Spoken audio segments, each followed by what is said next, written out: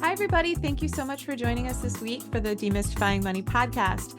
I'm your host, Misty Lynch, and I'm joined today by Alejandra Rojas. She is the money mindset mentor. She's an Afro-Latina trauma-informed financial professional and the founder of the Money Mindset Hub. Thank you so much for joining us today. And thank you for having me. This episode of Demystifying Money with Misty Lynch is proudly sponsored by Soundview Financial Advisors. Visit www.soundviewfinancialadvisors.com to learn more. I think it's,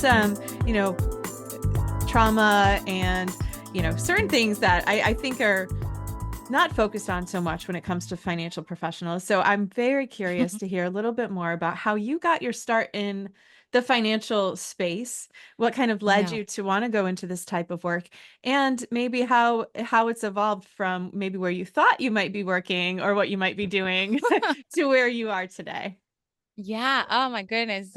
Very long story, but no. So I have always been the kind of girl that like finances. Both of my parents are accountants, so it kind of runs into this side of the family.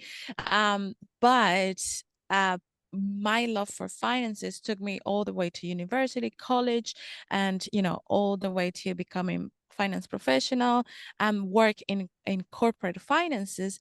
But when I was in corporate finances, I got into a money burnt out. It was um it was the worst case in my life because I got into a huge amount of debt and I didn't know why. I didn't understand. I couldn't see anything in my life that represented, oh, this is why I used this debt for. It was just nothing showed up for it. And that took me into a journey of understanding what did I didn't learn in a school. Like I was working as a finance manager. I was working corporate finances and all of like strategy perfect.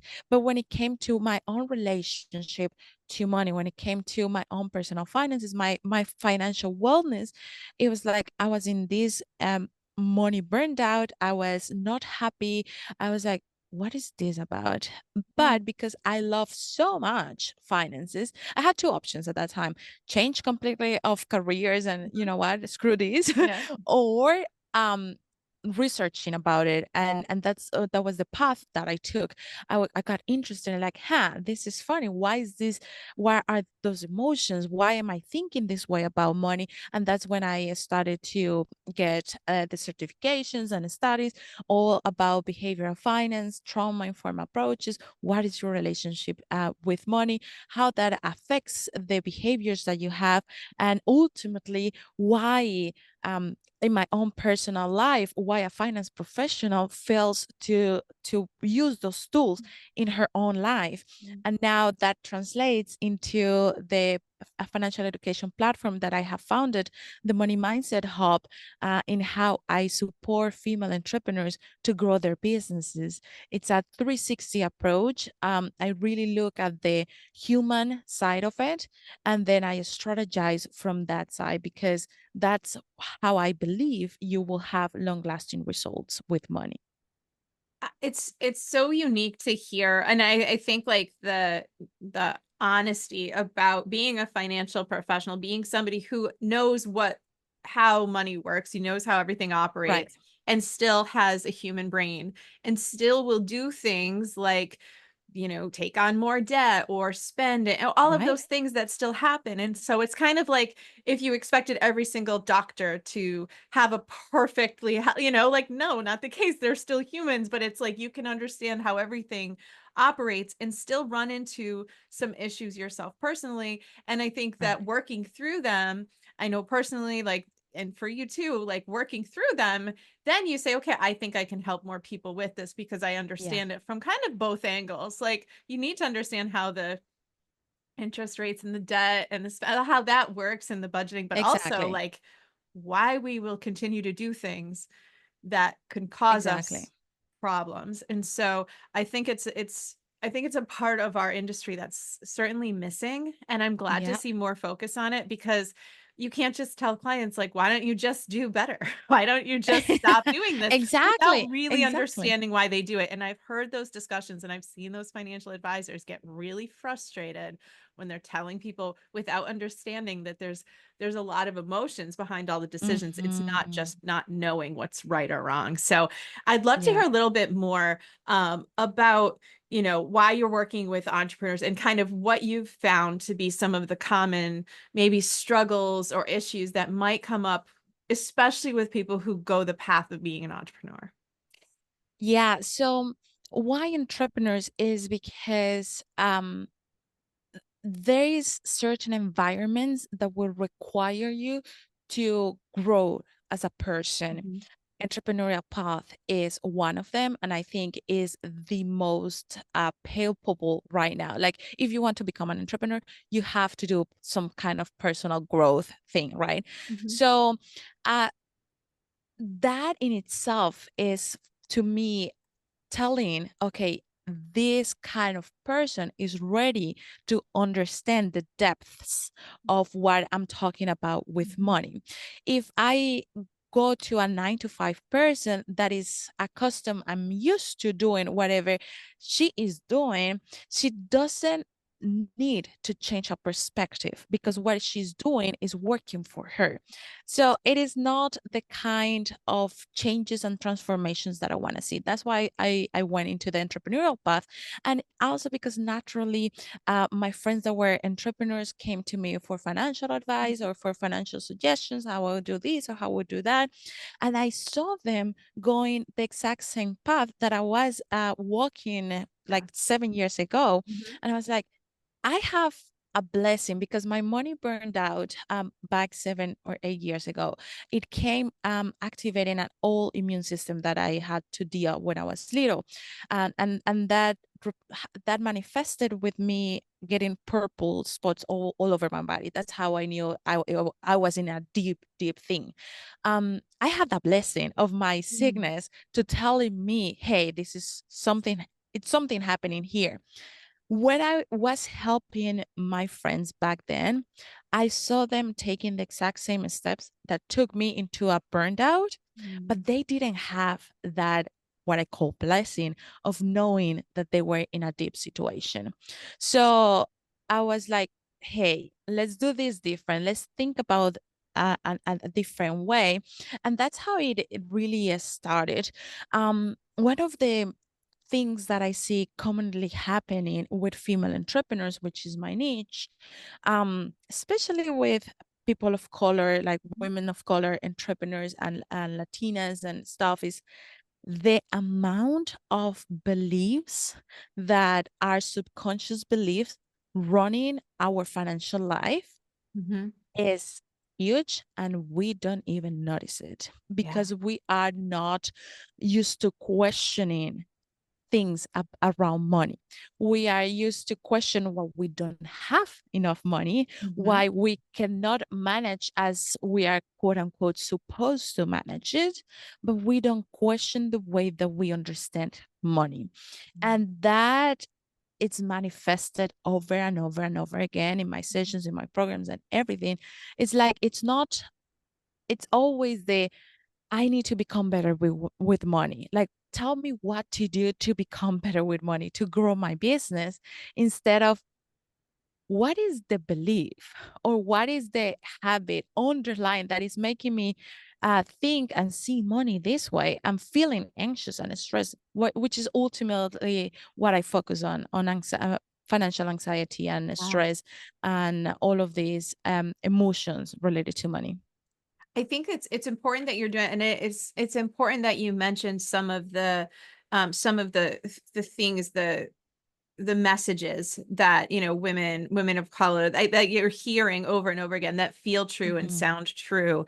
And I think I was speaking with somebody who's a financial coach recently, a friend of mine, and she was saying how she was seeing some women of color being like almost vulnerable to some financial figure out your money quick, kind of get rich schemes, because they were really, really desiring to learn more and to do better and to figure it out, but to be told, like, what do I need to do? And so that made me think about the work that you're doing and how important it is to do like the inner work and to talk to people, because the answer might not be an easy one coming from the outside, where someone just Mhm. says, oh no, put your money here and it's fine, even though that could be what people might be looking for or think that they should be Yeah. seeking out. Have you noticed that sometimes, like a vulnerability or susceptibility to bad financial advice? Let me just say that we have so many unuseful financial advice out there. I don't know if it is bad or right. I don't like to use that because probably it's useful for some people, It very but for most, it is a shameful financial advice, creates a lot of shame, creates a lot Mhm. of guilt, and creates of anxiety. None of those emotions are Yeah. useful when you want to when you No, want to it's advise. And fear. Yes, anxiety, kind of right, like you should know this. And that can make people feel like, okay, well, then I'll just, I should do what you're saying. And so you're right. And some of the exactly. advice isn't necessarily bad, but it's not exactly one size fits all or perfect. It might work very well for somebody ultra Exactly. high net worth, but for someone who's just building wealth, it is not Yes. good at So all. what happens is that because it's labeled as this is what you have to do, and people of let's go back to really this specific niche, um, people of color, female founders of color are are keen to get the education. They are craving that education that we didn't have. Yeah. In general, female entrepreneurs are craving a guideline on what to follow and how to get the education that they didn't Mhm. get. And then you see this advice, then you see this you should do these 1, 2, 3 steps that works wonderful for marketing Mhm. purposes, but it's not really the financial guidance that you need. Then is when the things get complicated. Because if we talk about from a financial trauma perspective, what is happening there is that you are internalizing that being in this space of shame, guilt, or comparing yourself, it's a normal thing to do. So you kind of like your brain shuts down. It's like, just tell me what to do and I will do it. But that's fortunately and unfortunately not how it works when you really want to do a transformation with your financial life, because you have to put yourself into the equation. You cannot follow somebody else's blueprint. You really have to think, okay, how did I grow up? What my parents thought about money? What is in my processor, right? In my mind. How would I take that strategy that that person is applying and apply it to my own case? Do you feel like there's a certain amount of importance or pressure on education itself, for the women that you're working with, especially, to get the best education, to get the degrees, to get all the training you can. And then there's maybe a disconnect between like the money managing part?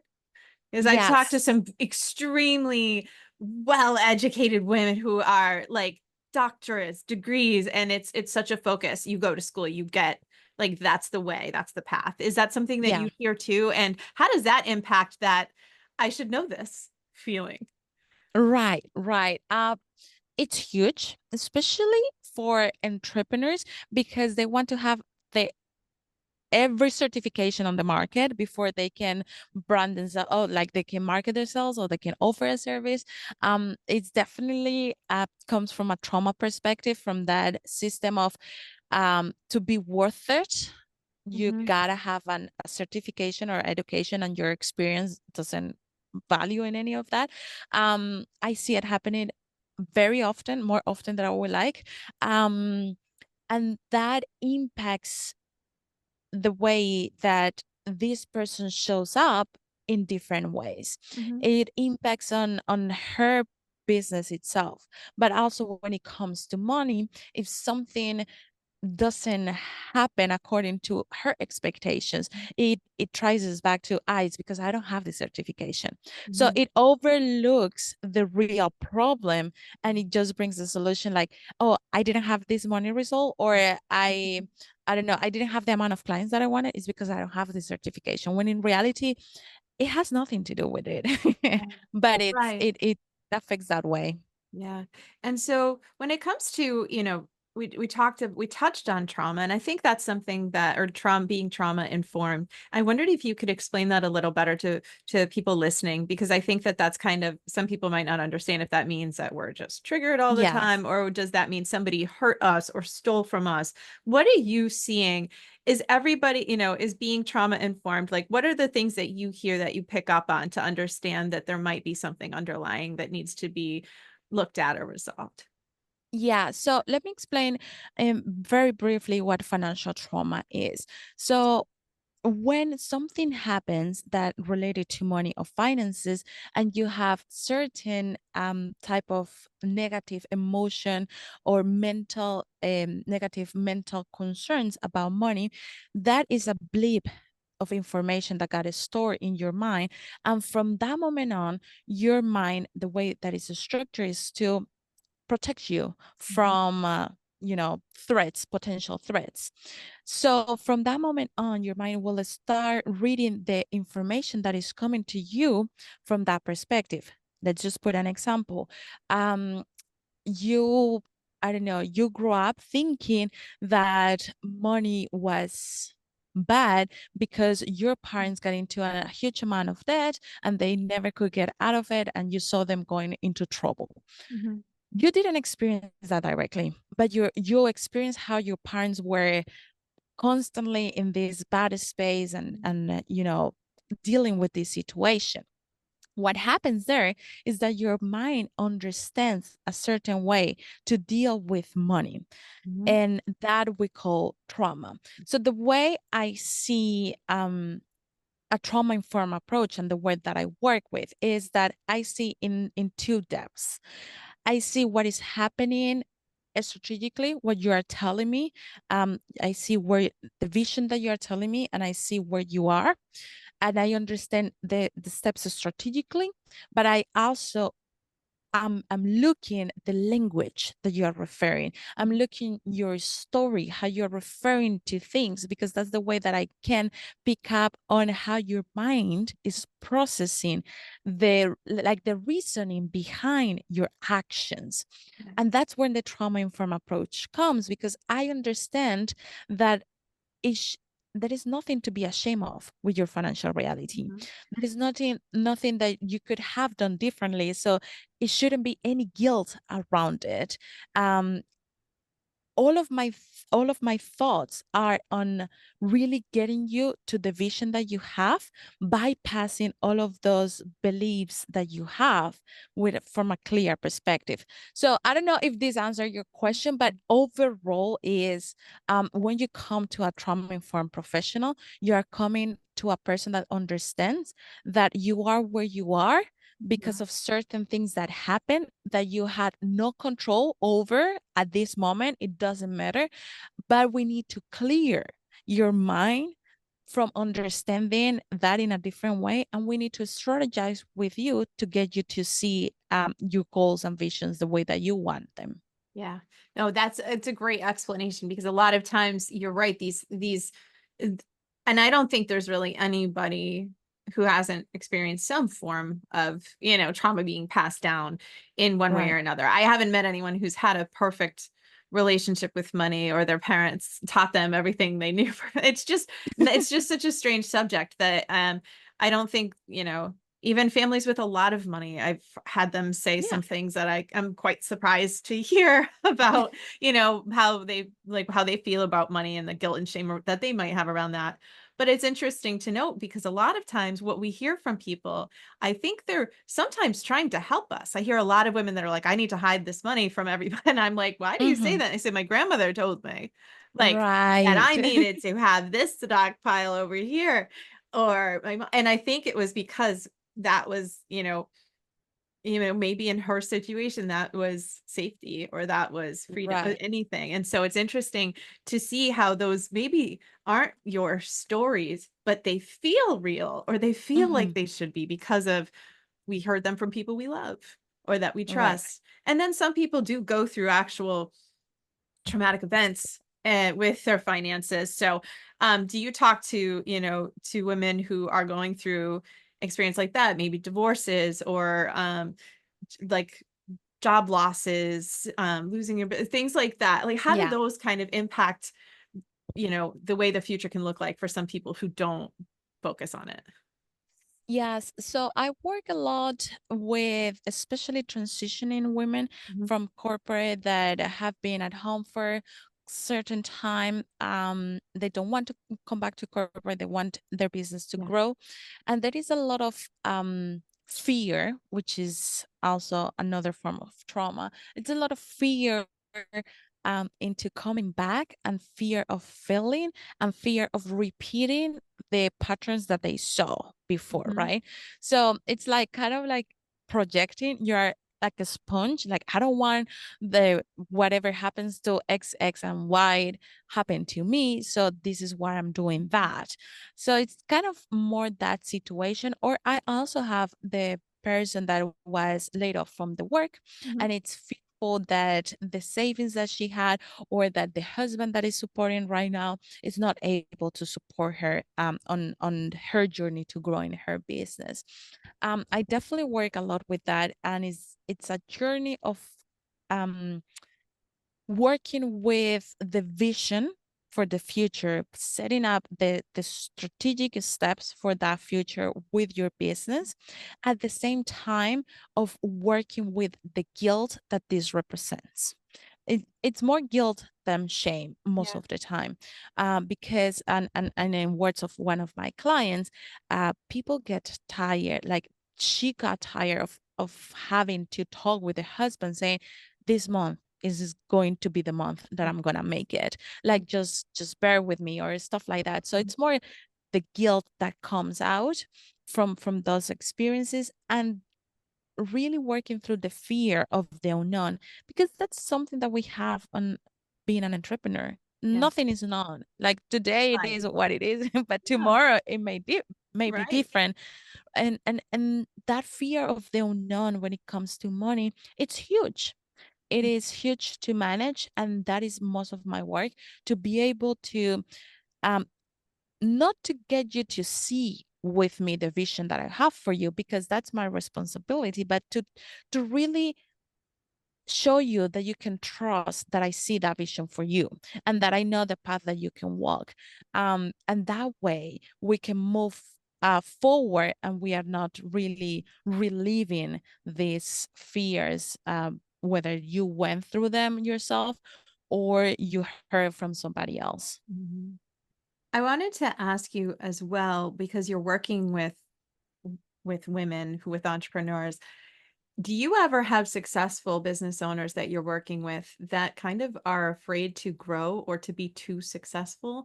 Because I feel like there might be this aversion to being too much or too big or too, Yes. that holds a lot of women back in a different way than like an ambitious, aggressive male CEO might ever see.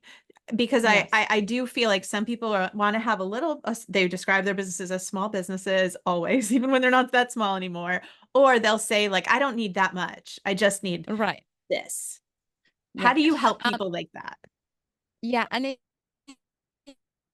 it's funny because we really need to define what a successful business is. And to answer concrete that question, because every single woman that I work, it's been successful because Mhm. they have been in business for more than 3 years. Okay. So it's really Right. like um that's the first step towards getting them out of that space, right? To make them realize that you have been here for more than 3 years. That is success in itself, right? Discipline. Yes. So if I do have people that are afraid of the next level, Mm. and they are afraid for different reasons.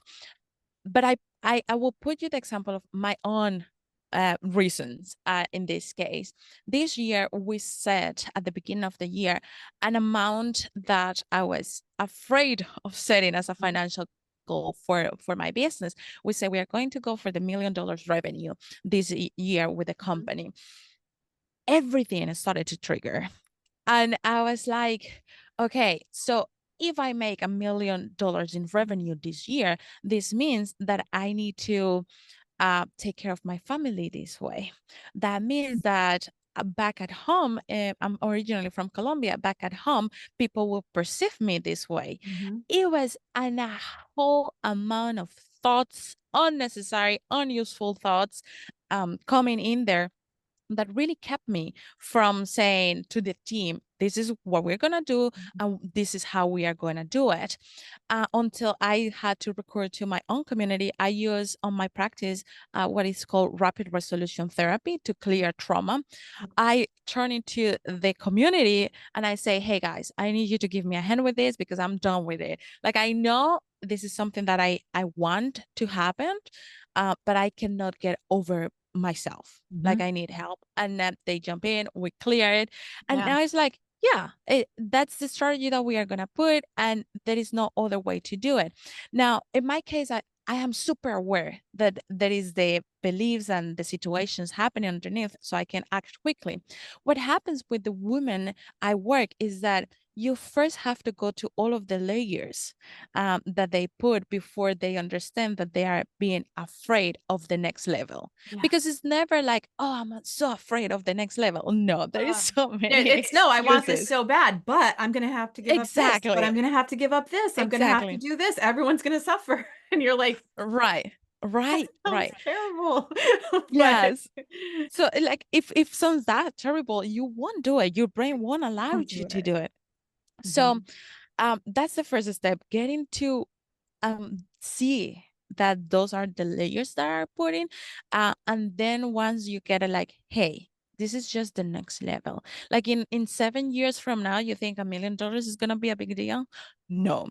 So it's really getting to get them into that perspective, but it's a process. It's incredible how your mind, how the human mind finds every single thing on the table to put it before you can actually pinpoint and change it. It is very like, we are really just trying to stay alive. And Yeah, so if we were alive exactly. yesterday at this rate, then we will stay there. And I think that's Exactly. something that, especially working with business owners who are like 3 years in, like you mentioned, because going from like 0 to 1, like that transition had all those same fears and road and all of those Exactly. things, but then you get past it and then it becomes normal, and then all of a sudden they reappear, maybe in a slightly different version of the Yeah. same old bullshit that we put in our heads, and we Yeah. recognize it now. Like, hopefully at some point we can recognize it faster. You mentioned rapid resolution therapy. Can you Yeah. explain what that is, how it works, and kind of how you've started to incorporate that into your work? Yes. So rapid resolution therapy is one of the techniques that I use to clear trauma. I really it didn't sit well with me to have to see somebody reliving the trauma for more than necessary. It wasn't useful for what I was doing. I didn't like it when I did it myself with other psychologists. It was just, I was done with it. And then I got into rapid resolution therapy by Dr. John Connolly, which is a set of therapy that works in a way that whatever happened, it happened. We take the emotions that are showing up today and we clear them in a way it's a multi-level type of communication that we clear those stuckness in a way that you don't have to go through the whole thing again and then you cannot do anything for 3 days after because you are in that state.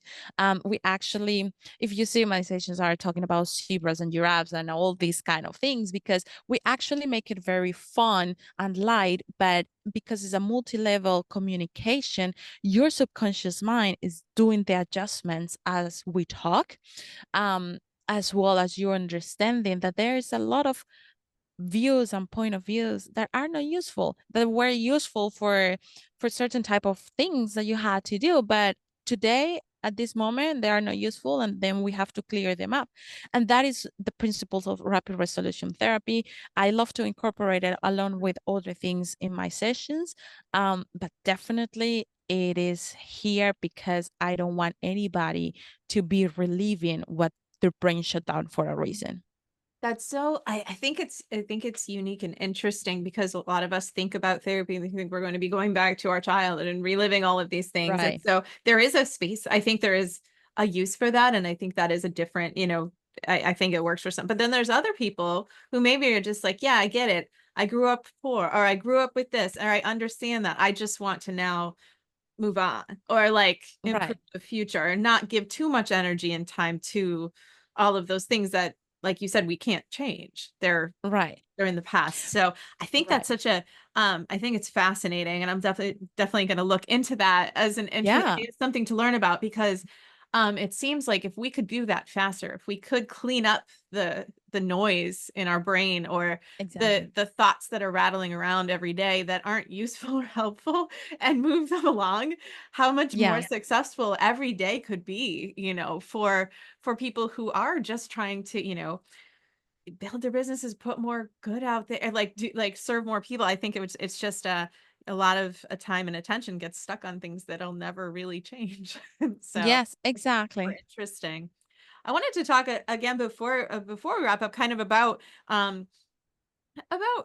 you talked about setting your business goals and setting some high goals. I felt sick when I talked about my goals to myself as a like Right, right. self-employed person at the beginning of the year, being like, that's just ridiculous. But if it doesn't feel uncomfortable, it's usually probably not big enough. But do you see people who tend to do, maybe underpricing their services or discounting because they feel like they should make, instead of thinking about running a All business, the they time. want to feel like I'm doing the right thing or I'm not being greedy. How does that impact um All the business time. owners, and how can you help them in that area? Because I see that come up a lot as well.